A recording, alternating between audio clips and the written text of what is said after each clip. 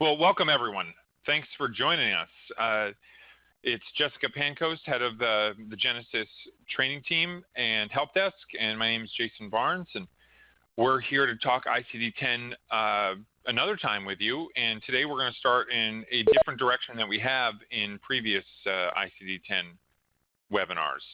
So in the past, we've done a few webinars which have been nearly identical, going over the interface, helping doctors find out which ICD-9 codes they use most frequently, and then teaching them how to not only map them over, but also how to create a set of favorites for those frequently used ICD-9 codes to match up with your ICD-10s so that you can easily find them moving forward.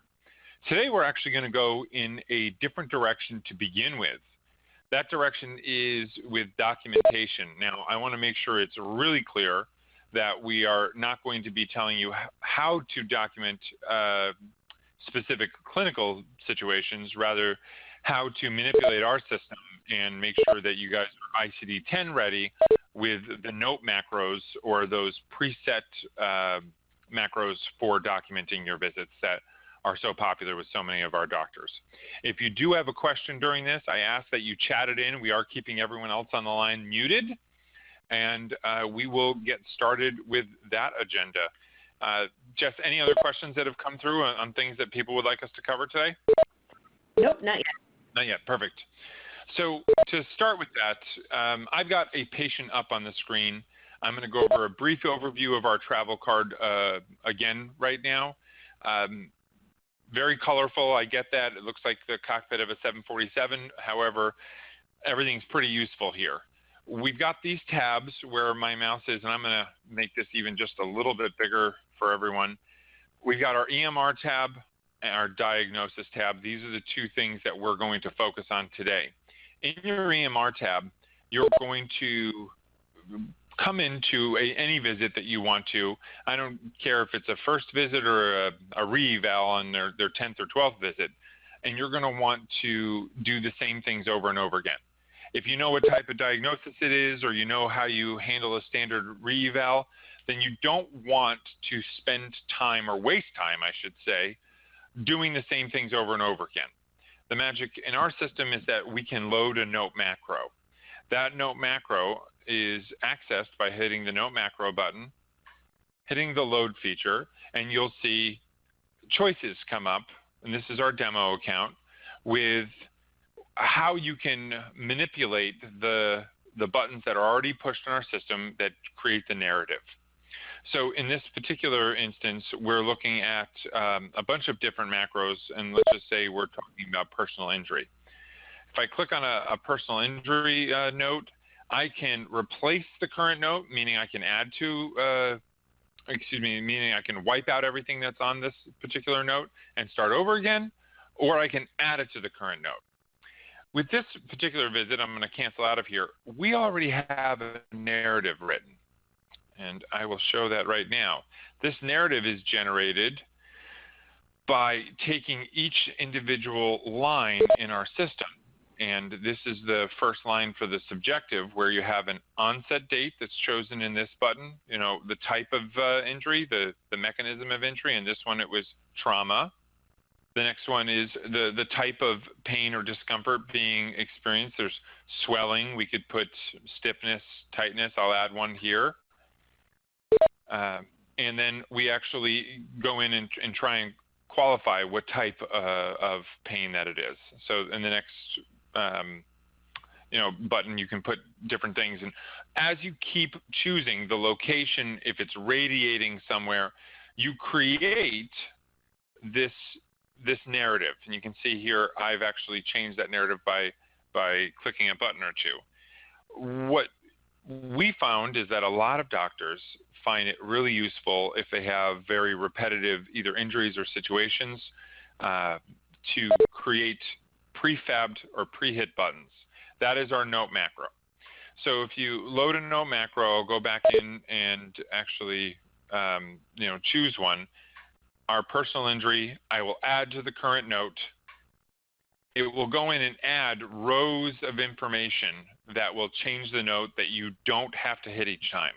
Today, what we're going to be going over is how to go in and edit those so that they include your ICD-10 selections as opposed to just your ICD-9s.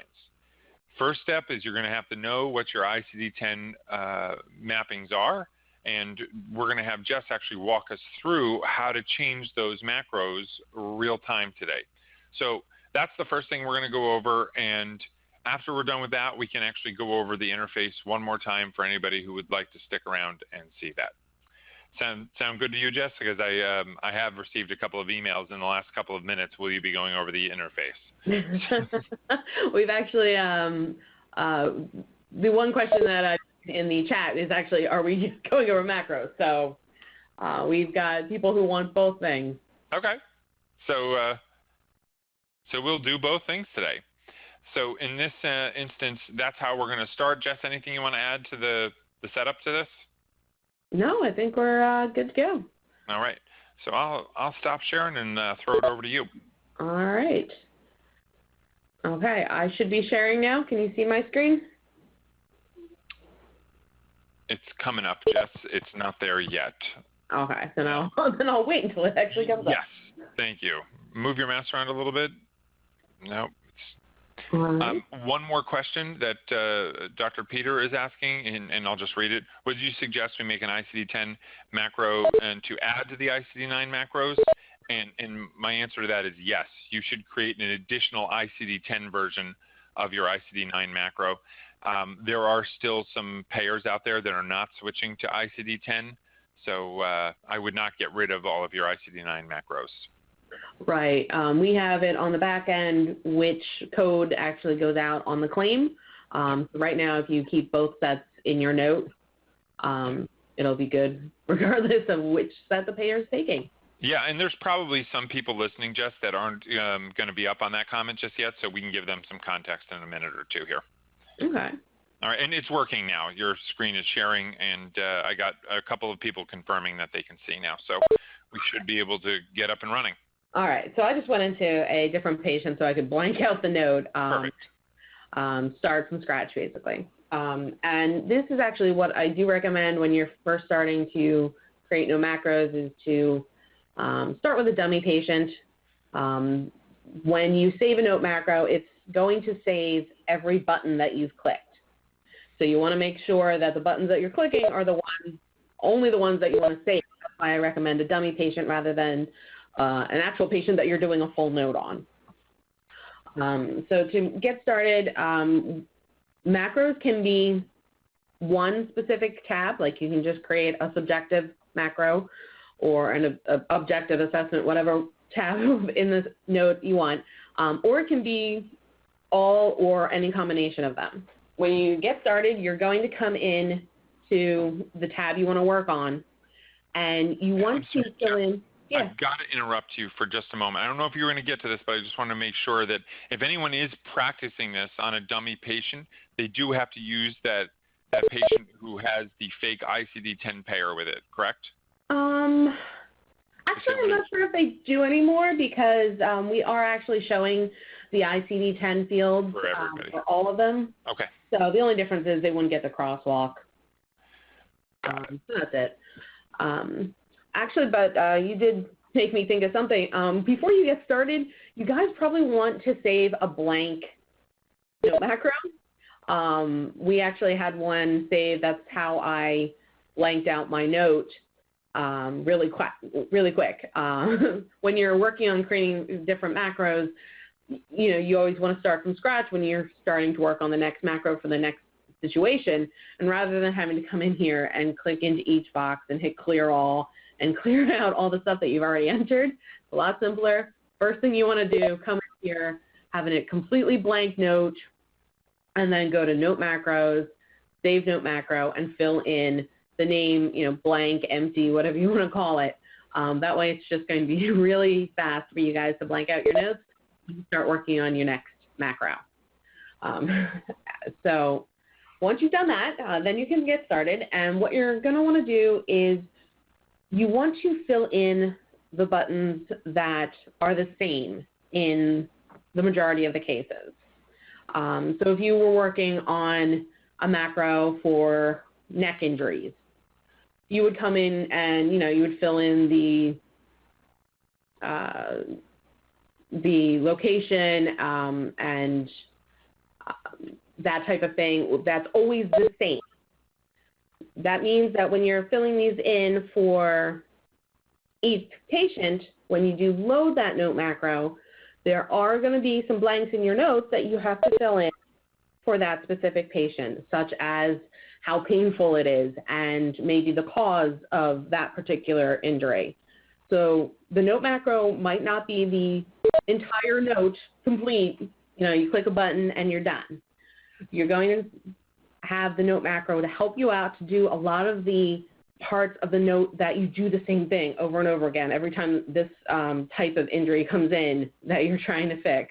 That way it's just going to speed up your note and allow you to just fill in those particulars for that one patient without having to manually click each box for those items that are always the same.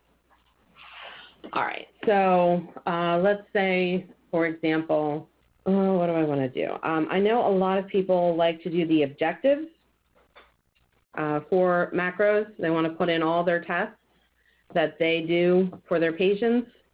So that one's a pretty simple one to do. You're going to come into the objective tab. You're going to select, one of the tests that you happen to be doing. Hit close. And if you are making a macro for a specific location, you can even fill in that location. Please don't think that these macros that I'm creating right now are going to make sense, because I do not know where these tests are done. But just as an example, you would fill in this type of thing and just keep going down. Just keep going down and selecting all the different types of tests that you would perform. And this one said left leg, so let's actually do a leg. And once you've filled in a good portion of them, you're going to go ahead, once you're done, you're going to go and hit Save Note Macro and give it a name, something that you're going to recognize this macro as, and hit OK. I have had questions in the past. I don't know if you guys noticed when I went into Load Note Macro, we actually have multiple different tabs to divide up all our macros, to make them easier to find.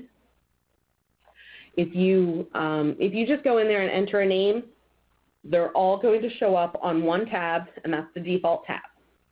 If you would like to have multiple tabs like this, when you go in and you hit Save Note Macro, you're going to first give it the name of the tab. So you put in the name of the tab, put a colon, and then put the name of whatever the macro is. If that tab already exists, it'll just take your macro and save that macro on that tab. If a tab does not exist with that name, it will create that tab for you.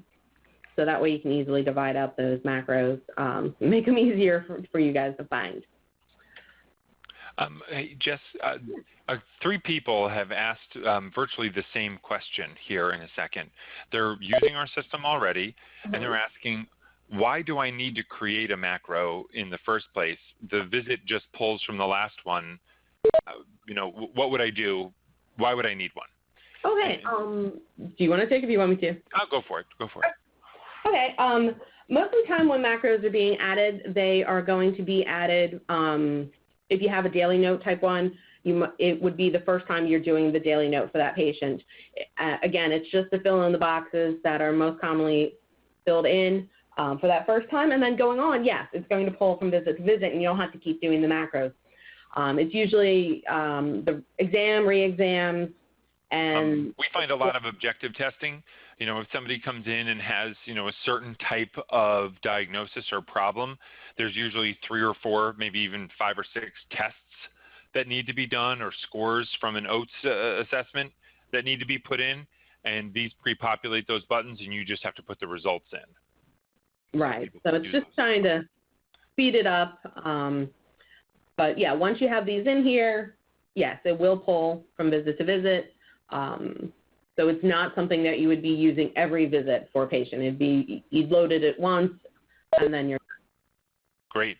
Yeah, I think that's it, and I'd encourage any of those people, just to write in if that answered their question or if they have a follow-up question. And one additional question before we move on, those doctors that have ICD-9 macros already in the system, the question is, then they're just looking for clarification here, Jess. All I can do is load my ICD-9 macro, make the change to the ICD-10, and then rename it under a new ICD-10 tab or ICD-10 name, so I know that they're the same macro, save the ICD-10 codes, and the answer to that is yes. Yep. Yeah. And that same doctor said, if you're using an EHR, I can't imagine not using a macro. So there are some out there that obviously find it pretty useful. And, tomato, tomato, however you guys want to use the tool for your practice is great. So please continue, Jess. All right. So just a little heads up, you guys probably already know this, but for those macros, when they come loaded, if they do come loaded with performance no, you guys can just click that full exam button. And even though it doesn't say yes right here, all the lines, right now I only have 3 filled in, they will all show up in the note without having to go into each performed question box and say yes. All right. Let's see. Let's go with the assessment because I know a lot of you are going to be coming in here and editing those macros that already have diagnoses filled in. All right. So let's just put in some codes here. And again, sorry if this doesn't make any sense medically, but all right. So if you do have those macros that have the ICD-9 filled in already, what you're going to do is you're going to use the ICD-10 diagnosis box to basically change them over to ICD-10s.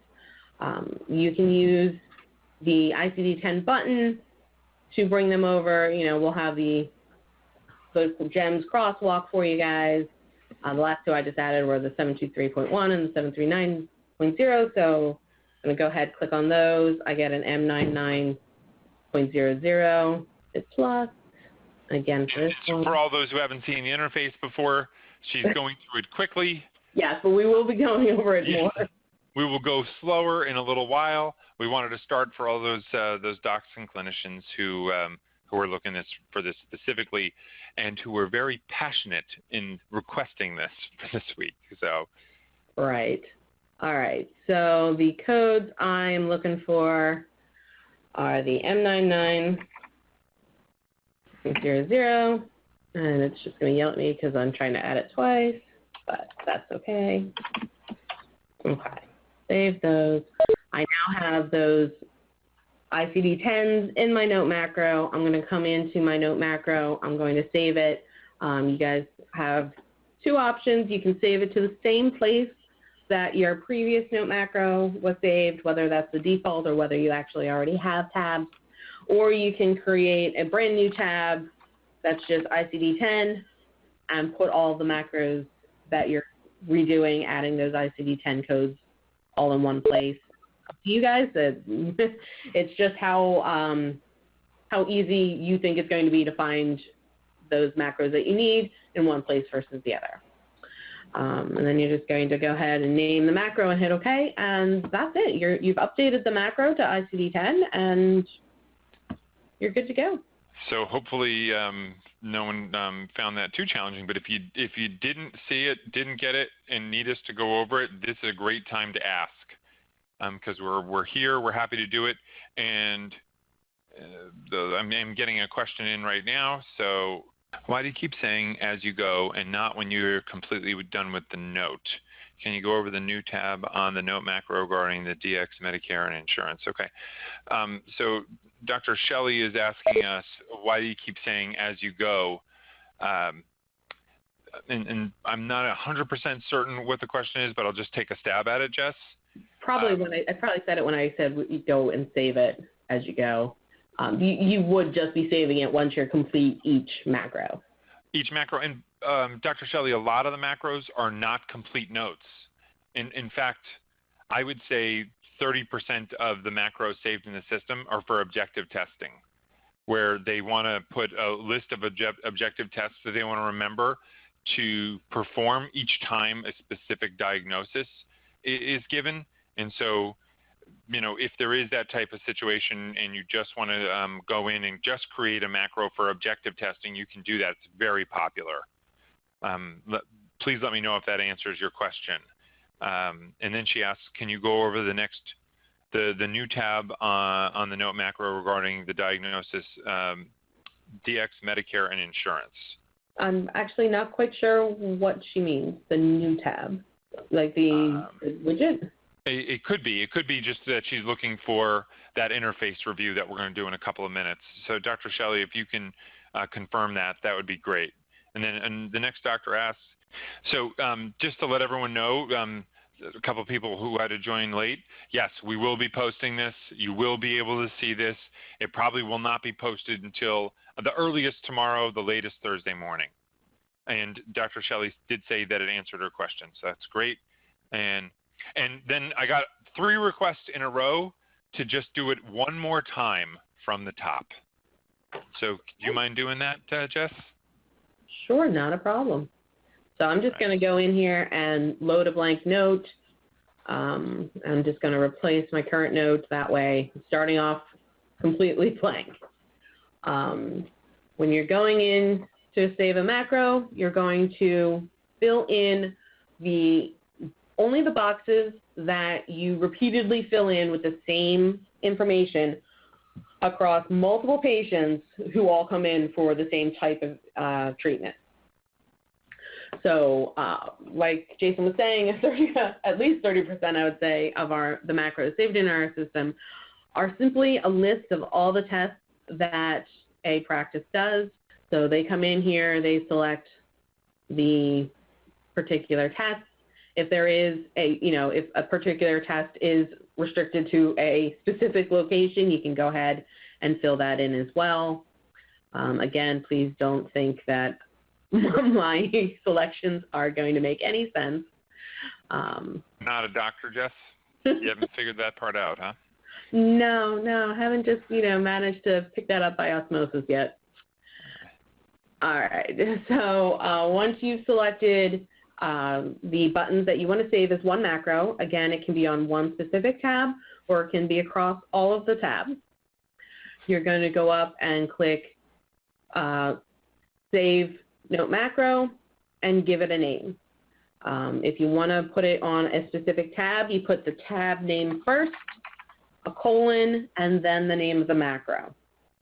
And now I'm going to go back over the assessment part just for the picking of the diagnosis codes for diagnosis 10 when you're editing a note.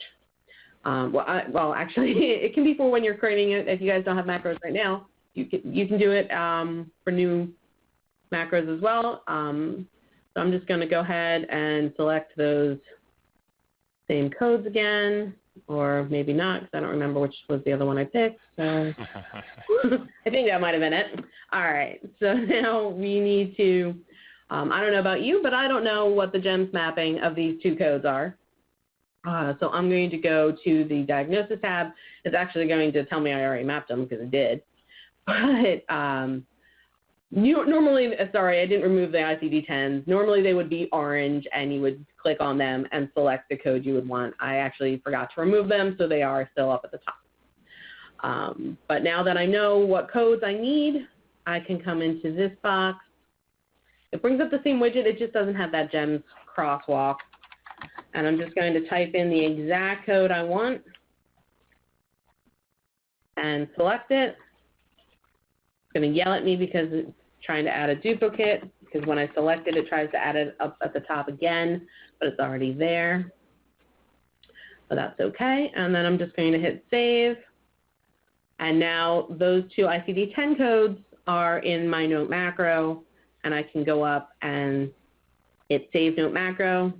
Again, if you want all your macros in one place, you can create an ICD-10 tab, just type in ICD-10 : and go ahead and you can name this note macro the same thing it was named before, so you don't have to try to remember a new name or anything. It'll just be on the ICD-10 tab, so you're able to see it and know right away, well, this is on the ICD-10 tab, this is the one with the ICD-10 codes added in. All right, so I've got a comment and a question. A comment from one of the participants is saying if you could do basically two things, slow down, and because she's having a hard time following the mouse, just say which box you're clicking on at the same time so that they can see what it is. And then the next one is if we've done favorites, right? If you've been to our webinars before, if you've seen our training and you know how to create favorites, they're asking, can I import them into a macro? And actually don't know the answer to that one. Jess, when you're going into the ICD-10 button in the assessment tab, does it bring your favorites up? It will show the favorites, yes. So that's a yes. That's a yes. That makes life a little bit simpler. Yeah, if the favorites are already listed here, you don't have to do the search. If you know, okay, I'm looking for the M990 code and it's down here, you can just click it and add it right that way. Okay. Perfect. Go ahead. I was just going to ask if there are any other questions as far as the macros are concerned, because the next part of this would end up being us going back into the interface for a bunch. Well, while people type in any questions they have, I do want to mention one thing. We usually do it. We usually mention this when reviewing macros. When you load a note macro, and just pick one. If I say add macro to current note, it's going to do its best to combine the note with whatever you've already entered. But you guys need to be aware that if you have come in and you have filled in a part of this patient's note and you've used the first line, if you try to load a note macro and select add macro to current note, if that macro also used the top line of the subjective tab, it will replace what you have entered already for that patient.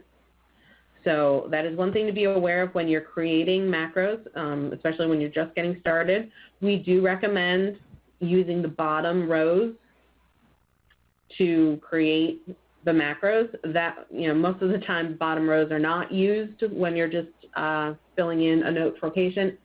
That way, if you do end up having to add a macro to a note that already exists, you have a much less chance of overriding something that you've filled in.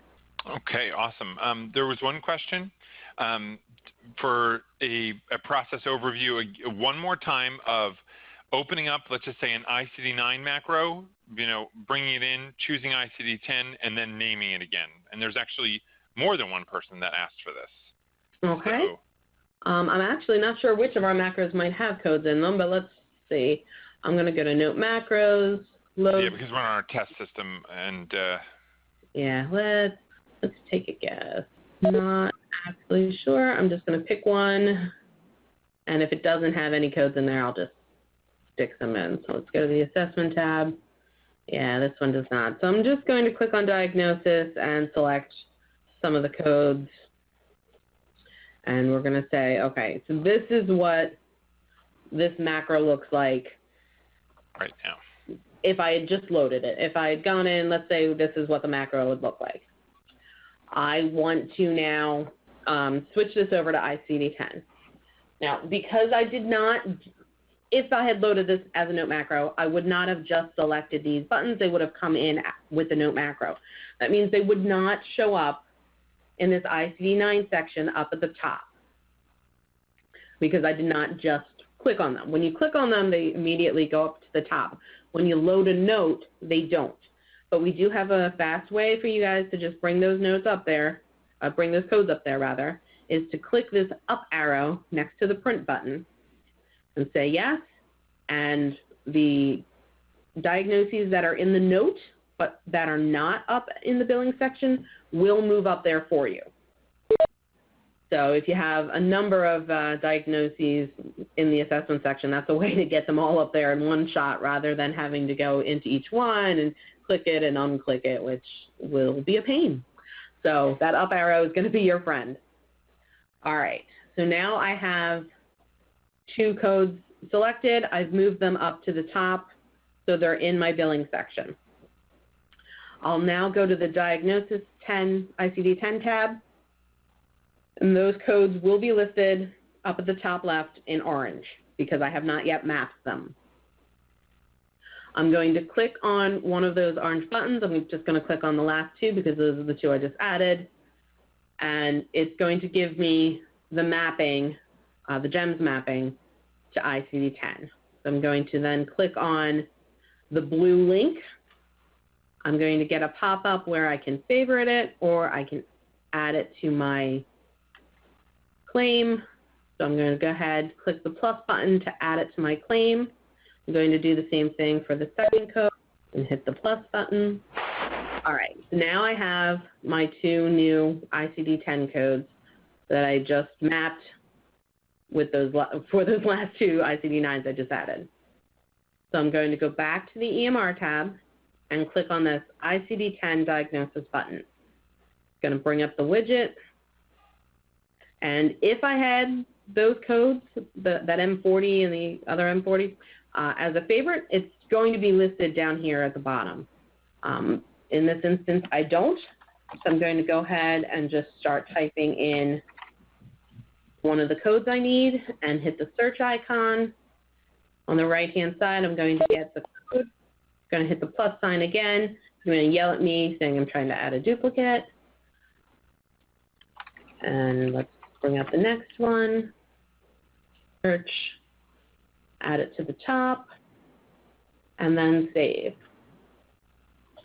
So now in this ICD-10 box, I have those ICD-10 codes that I just mapped to the ICD-9s that had previously been in my note.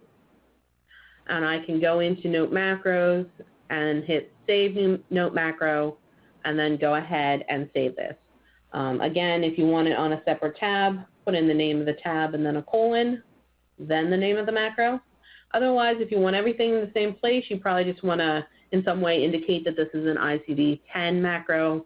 You know, call it ICD-10 daily, ICD-10 neck, whatever it is that you're creating the macro for. That's going to make it something that you're going to remember. So just one comment by that one of the doctors that had asked for that was, shouldn't you make it a favorite as well? And for anyone who doesn't know how to make it a favorite, we'll make sure we add. But yes, you should absolutely make it a favorite. Yeah, if it's something that you're putting in a note macro, then it's probably a code that you use often. So yes, making it a favorite would be a good idea. All right. Which button was pressed to get the ICD-10 in for this example? You went too fast. So we've got Dr. Rich is asking which button was pressed to get the ICD-10 code in this example. I'm not quite sure which part he's meaning. I started off by adding ICD-9s and then going to the Diagnosis tab, clicking on the ICD-9s that I added, which brought up the PMS Gems mapping. I then selected the code there and hit this red icon. Actually was a green plus sign because I hadn't yet added it. It then moved it to the top portion of my claim so I could see it and know which code I needed. I then went to the EMR tab, went to the box, the really long one. It says ICD-10 diagnoses if I hadn't already selected a code in there. I clicked on that and just typed in the exact code I wanted. And when I did that, it came up on the left-hand side with the code that I wanted. I clicked on it, and again, I hit the green plus sign to add it. And you could favorite it as well? Yep, you favorite right here by hitting the star button. And then I hit save on this page to save the ICD-10s to my note. And then, of course, once my note is complete, note macros and save note macro. Does that answer the question? I've got a couple more coming through here. All right, so all the questions I'm getting right here, except for Dr. Jeremiah, have to do with they all want to see the interface now. They want to know how it's done. So they're kind of, if you haven't been to any one of these trainings before, I can imagine the cart was definitely put before the horse today, but that was on purpose. So before we move on, any more questions regarding the note macros? And one more question came in. You can be in any patient. And I would imagine if you create a perfect note for somebody with an eval and you're in your first patient tomorrow, you can create a macro right then and there in that patient. You do not need to be in a fake patient to do that. So that was one of the questions. We'll just give it one more minute before we move on. All right, sounds good. Any others, guys? And then we'll just move on. Jess, I'll let you share screens, but I do want you to just kind of walk through that billing stats report. We will do that quickly because we only have about 15 minutes left in the hour for this one to find the most commonly used ICD-9 codes. So we're going to want to do that. And after that, after we show you how to find, let's just say for the last year, the most commonly used ICD-9 codes, we'll give you a little bit of background information on what's happened on the back end, in addition to showing you how you would do the crosswalk for finding the equivalents to those ICD-9s for your ICD-10 codes. So let's do that. And you might want to go into a different patient to do this as well. No new questions. We'll do that right now. So we're in our demo account right now, everybody. So you're not going to see an enormous number of CPT codes, but we would like you guys, if you don't have a list of your most commonly used CPT codes. Diagnosis codes, thank you. In the future, I would appreciate it if you would correct me more quickly than that. If you don't have a list that you're really confident in, we're going to show you how to do that. If you go to Reports, Billing Analytics, and go into your Billing Stats configuration first, you want to just make sure that you have this type of report set up. So you're going to choose the Diagnosis option. You can see that she's highlighted that. You're going to click the radio button next to it. You're then going to name it, just Diagnosis 1. We already have it in the demo account, so you don't need to actually create it, Jess. Right. So you would create that here. You would hit Save. After that, you head over to Reports, Billing Analytics, and you actually bring up your Billing Stats report. When that comes up, you're going to look to the bottom first. First, there's going to be a date range. Jess, would you do us the kindness of doing a couple control pluses? Perfect. So your date range, I recommend going back a full year. So just change that 15 to a 14, go back the full year. You choose the Diagnosis 1 from this drop-down. And then to the right of that, the insurance only and the PIP only, leave those unchecked. You're then going to search the last year. It shouldn't take too long. The next thing you want to do is actually sort it by the 5th column there, which is claims. You'll see that with the number sign in the CLMS. And what that does is actually sorts it by the most prominent number of diagnosis claims. In this particular case, for our demo account, that's 739.4. So you'll want to actually jot down the top diagnosis codes that you've used last year for ICD-9 and make sure you have that list ready for when you actually start creating favorites. And those favorites are what we're going to show you how to do now. Those favorites will really represent the hierarchy that you'll set up for yourself to find these codes much more easily in the future. So, Jess, do you mind if I kind of throw the ball over to you, just because talking through it's probably a little easier while you're controlling the mouse? Not a problem. All right. So when you come into the travel card for a patient, there's a number of different ways that you can access our ICD-10 widget. And I'm actually going to zoom out a little bit. Hopefully you guys can still see this. What I'm going to recommend is if you have a patient that you've already been seeing and they have ICD-9s from previous claims, go ahead and click on that ICD-10 button up at the top. It might be red if you're doing this after October 1st. Before October 1st, it's probably going to be yellow. That means that the patient has ICD-9 codes, or rather, it means that the patient does not have ICD-10 codes. But it also means that the payer is not requiring it yet. So you could still build this out with the ICD-9s and not have a problem. That's kind of what the yellow means. It means you haven't prepared for the future, but you're not hurting yourself. It's not going to be rejected if you bill it out with just those 9s. We actually have the fake payer, ICD-10 only, set up on our patient account. If I go ahead into the account and go into the primary tab, you'll see I've selected fake payer ICD-10 only. You guys can do the same thing. Just go ahead and type the word fake and click the plan name search right above it, and then select fake payer ICD-10 only and save the account. That'll just give you a kind of a heads, I'll let you play around with the system with how it will be for the payers starting on Thursday. But for right now, let's just go back into that ICD-10 button. What it's going to do is it's going to map those ICD-9s up at the top to ICD-10s. Now, we actually do have an expired ICD-9 up there, which is why you're only seeing 3 down at the bottom. Good example, though. Yeah, actually it is. So we haven't, we're not showing you the mapping for the ICD-9 that has been expired. You do need to select a valid ICD-9 code for us to map it over to ICD-10. Yeah, but keep in mind that we do see a lot of providers using the diagnosis codes that are expired, for their cash patients, let's just say. Yeah. Yeah. All right, so those ICD-9s, they're going to be up at the top in orange. That kind of means that they have not been mapped, kind of like a warning.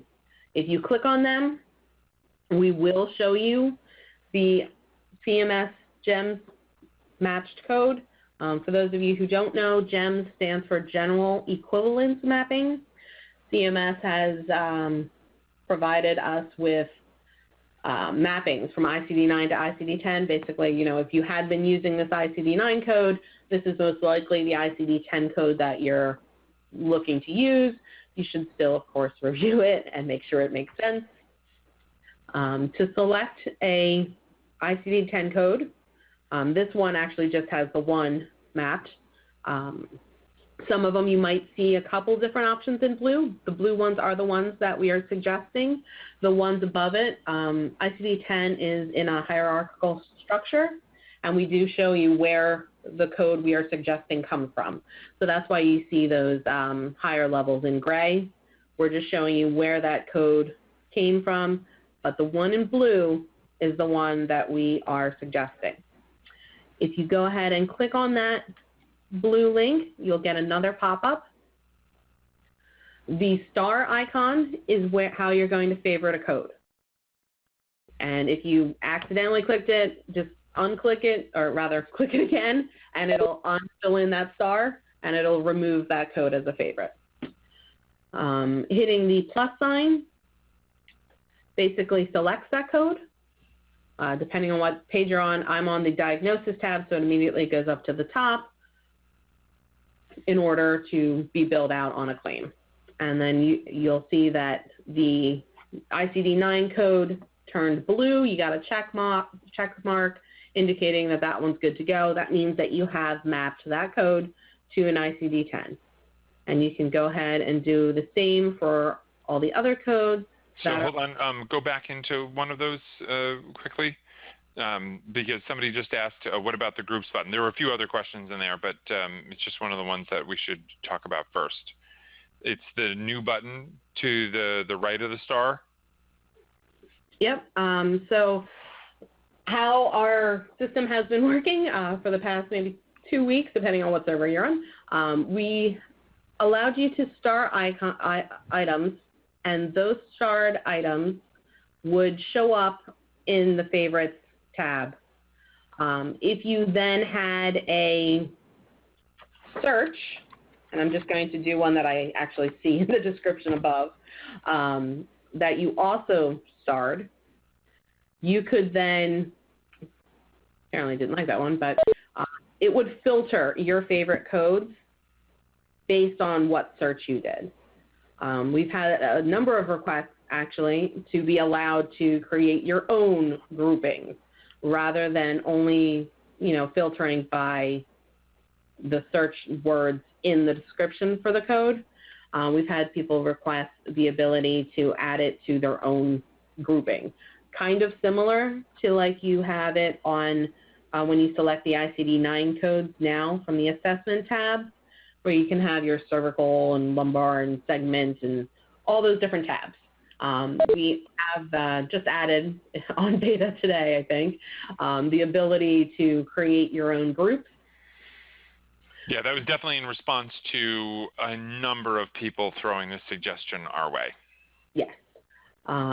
So you are now able to create your own groupings of your favorites rather than just using those searches.